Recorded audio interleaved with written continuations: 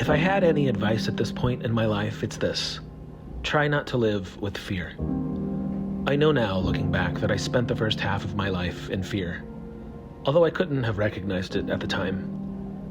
I spent my teenage years in what I now see as a cult, and that cult sort of passively escorted me through what is now called conversion therapy, like a really scattered, unorganized version of it, but that's what happened. Life without Jesus left me with almost no identity and a shattered worldview.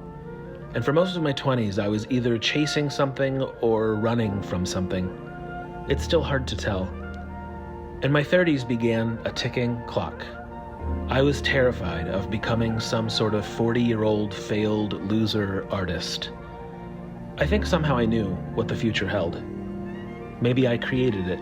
At 40, I was essentially homeless. All my belongings were in the trunk of a super shitty Chevy Beretta. I had just spent a year in Los Angeles with a mean drunk. I was worn the fuck out.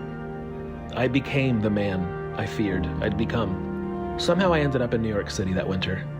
There was a lady who was going away for several months, and she wanted someone to stay and care for her cats. The building was on the Upper West Side and full of old ladies. The doorman hated me. The walls were completely bare except for one giant print of her guru. She asked when I wasn't there that I leave a cassette of chanting monks playing to calm her cats and raise their vibration. Something deep shifted within me that winter.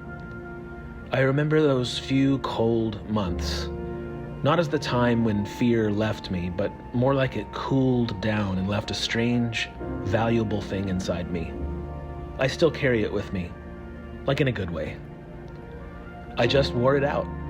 That's how it ended.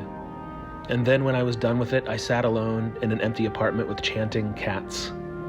Maybe they raised my vibration. I feel so profoundly different now as 50 approaches. My hair is turning gray and my body looks like a scallop, but my mind is on fire. I have expertise. In a couple of areas, I'm the real deal.